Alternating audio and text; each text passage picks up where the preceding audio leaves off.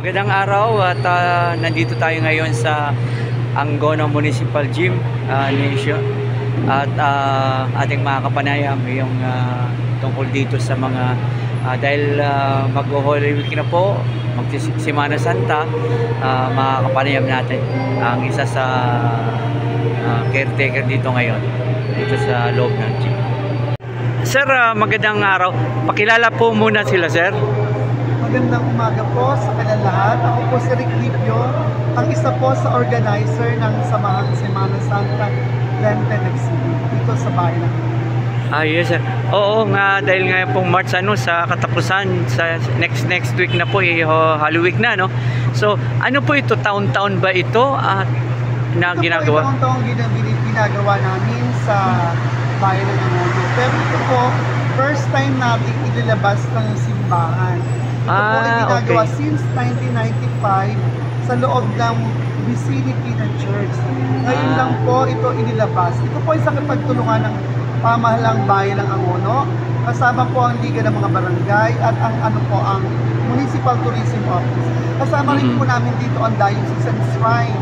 Lahat po ng religious organization ay nagbuklod-buklod para po ito'y maisakot. Nagsama-sama po kami para po ito'y magawa dito sa ating Angono Gym.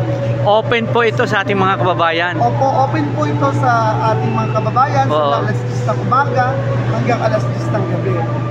Hanggang gabi? Sa tuwing tanghali at nagkakaroon po ng pagdarasal ng Santo Rosario tuwing ikapito ng gabi.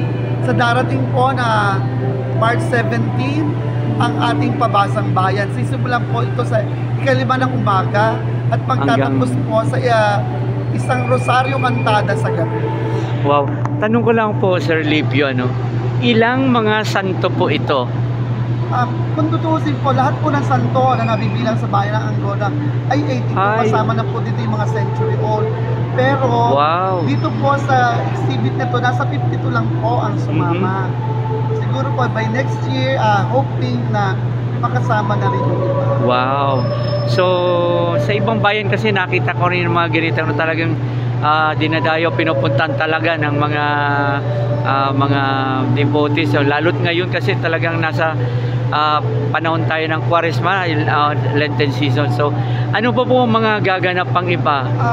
Ang mai-feature po namin sa inyo ngayon ay ang nasa likuran ko ang Santo Entierro. Ito po ay 7 decades na, which means 70 years na. First time lang niyang inilabas outside the Good Friday. Wow! Kumbaga ngayon lang siya nailabas, kasi inilalabas lang siya tuwing Biyernes Santo.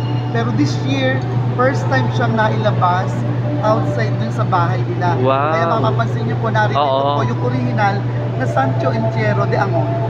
Yan po ang ginagamit pag Biyernes Santo, yung inililibing na santo. Ito ba yung iyan ba yung pinaparada pag siya po yung pinoprosesyon tuwing Biyernes Santo. Wow, so bali maraming salamat po, Sir Lipio, at iikot po ako sa ating mga iba't ibang mga santo para makita ng ating mga kababayan.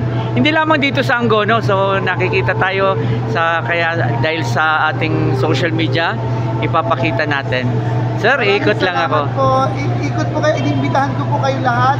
Nagtungo po kayo dito sa amin sa Angono Gym, sa bayan ng Angono. Yes. Ang aming pong Journey of Faith, ang tema po namin ngayon, Journey of Faith. Ang aming pong Lenten Exhibit ng Samahang Semana Santa.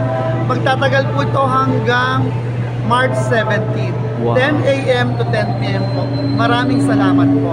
Let's go! Punta na po kayo dito sa Angono Gym mula alas 10 ng umaga hanggang alas 10 ng gabi. So, wow!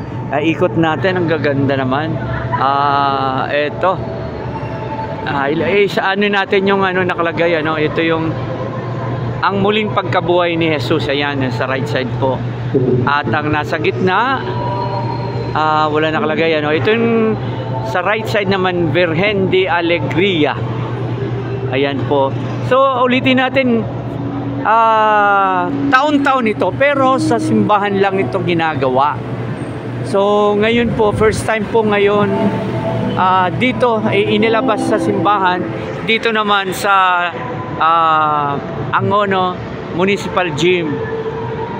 Kaya ayan, ito naman daw po yung nakalagay dito, yung ang pagbubuhos ng pabango kay Jesus.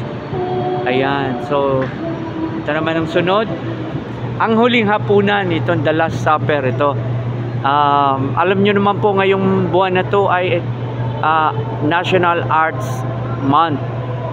So at ang Angono, alam nyo na po, ay tinaguri ang National Arts Capital of the Philippines. Ang ganda nito, parang buhay na buhay po sila, oh. Ito yung ang huling hapunan. Ayan, ang ganda. At next naman, ayan po si Jesus sa paghuhugas ng paa ng apostoles.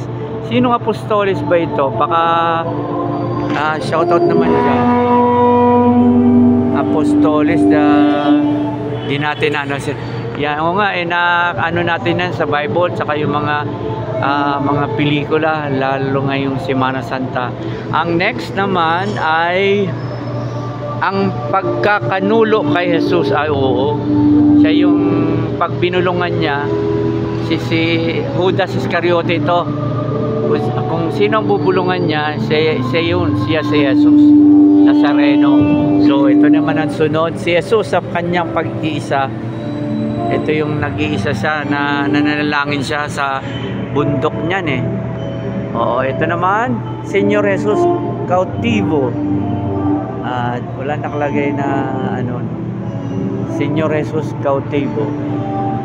At si Jesus sa harap ni Anas. Ayan, sa mga pelikula po ng mga Bible, ayan, si Anas. At ito naman si Jesus sa harap ni Herodes. Ayan, siyempre sikat na sikat siya pag sinabing si Haring Herodes. Ayan. At the next, wow, laki, ang ganda naman, si Jesus sa harap ni Pilato, ni Poncio Pilato. Ayan, isa sa sikat din na nakikita si Pilato. At ito naman ang pagpuputong ng koronang tinik. Ayun, nilagay ng koronang tinik ang ating mahal na Panginoong Jesus. Ayan, gaganda ng mga ito naman yung nakalagay, ang pagpapataw kay Jesus sa mga tao. Ayun, gaganda ito, medyo maliit pero ang ganda, ang cute. Ito naman, narinig niyo po yung nagka-practice kasi may mass daw po. Ang pagtanggap ni Jesus sa krus. Wow, ang ganda, oh. Punta kayo dito mula alas 6 ng umaga hanggang alas 6 ng gabi daw po. At ang unang pagkadapa ni Jesus, ito yung nadapa siya. At ang sunod niya, may tumulong sa kanya, si Simon, kung di po ako nagkakamali, nung niya yung tawag nito, yung krus, nadapa siya. At ang pagtulong ni Simon Serenio kay Jesus. Ito yung matapos madapa, may tumulong. Ito na ang pagtulong ni Simon Serenio kay Jesus. Ayan. At ito naman ang pagpapahid ni Vereno sa mukha ni Jesus. Ito yung pagpahid ng panyo, at yung panyo tumala yung mukha ni Jesus. Ayan. At ito naman ay ikalawang pagkadapa ni Jesus. Ayan, ang gaganda, no? Parang buhay na buhay siya. Pag kayo pumunta dito, parang Via Crucis na ang ginagawa nyo dito. Ayan, ang gaganda ng pagkanda. Nasa Art Capital of the Philippines tayo. Siyempre, yung gaganda niyan. Ito yung pagkakasalubong ni Jesus sa mga kababaihan ng Jerusalem. Ayan. At ito, isa pang ganda, ang paghubad kay Jesus. Ayan, ang ganda, oh. Parang isa to sa the best, para sa akin. Tanin natin mamaya. Ito may pagpapainom kay Jesus ng maasim na alak. Oh, pinainom siya ng maasim na alak. Grabe.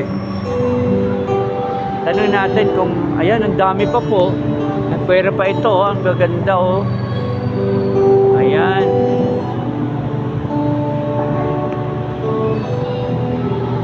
ang ating pamilya, pupunta kami. Ito naman, Señor Jesus de las Peñas. Gaganda. At ang pagpapako kay Jesus sa krus, ito na, ang ganda. Wow, ang ganda naman, ang ganda oh. Ang gaganda, isa sa magaganda, ito rin oh. La Exaltación. Ang ganda oh. Ito yung itatayo na yung krus. Pagkapako ni Yesu Cristo, pagkapako yun, itinayo na yung krus ito. Yan palang tawag, La Exaltación. Ang ganda. At ito naman ang mga nakasulat, ang paglalagay ng rotulo ng pagkakakilanlan. Yung INRI. Jesus Nazareno yata ibig sabihin ng INRI, no? Pasensya na po baka kulang ako sa ano. Ang ganda. At ito yung pagpapasa, ang pagsasapalaran sa kasuotan ni Jesus. Yun yung nagsusugal sila, ano? Yung mga, sundalong, yan, nagsusugal sila. Domino nakalagay, oh. Ang ganda nito. Ito yung pinatawad ni Jesus ang nagsisising magnanakaw. Yung tatlo sila. Gaganda, lalo na yung reflect ng light, lalo na ito sa gabi. Ang ganda. Ito pa ang paghahabilin ni Jesus sa kanyang ina. Ang gaganda po, grabe. Ang grabe oh. Ang pagkauhaw ni Jesus, ito yung isang sundalo, pinainom niya sa pamamagitan ng inilagay dun sa kanyang garod. Garod na tawag sa amin yun, parang pantusok at pinainom niya si Jesus. Ayan, ang pagbaba kay Jesus. Parang nagbibiyak process ka na nga dito, oh. Ang ganda. Namatay na siya na 3 p.m. After niya binaba na si Jesus Cristo. Ang ganda. At ito naman yung naialis na La Penitente. La Penitente ang tawag nakalagay po. Wala na, cross na lang nakalagay. At ito yung paghahanda ng ang paghahanda na katawan ni Jesus bago siya ilibing. Ayan, via crosses ngayon. Ang paglilibing kay Jesus, ito na. Ang ganda po nga, grabe. At ito yung last na natin, oh. Ang banal na Santa Cruz. Ayan. Ang gaganda pa. At yung sinabi kanina na ngayon lang inilabas. Ngayon lang daw po inilabas. At ayan. Yung Santo Entierro. Sana? Santo Entierro. Ito yon. Ngayon lang daw po inilabas dito. At nandito nga po sa Angono Gym. Wow, dito lang sa munisipyo. Kaya punta na kayo dito. Lalo na sa gabi, sigurado. Ayan, ang gaganda. San Jose Arita Matea. Ganda po. Okay. Sa lahat ng mga Roman Catholic, ayan, nandito lang po tayo. Nandito lang ito. Punta kayo alas 10 ng umaga hanggang alas 10 ng gabi. Ito po si Kuya Nats Alforte. Maraming salamat po. Magandang araw at nandito tayo ngayon sa Angono Municipal Gym Nation. At ating mga kapanayam yung tungkol dito sa mga dahil mag-Holy Week na po, mag-Semana Santa, mga kapanayam natin ang isa sa caretaker dito ngayon dito sa loob ng gym.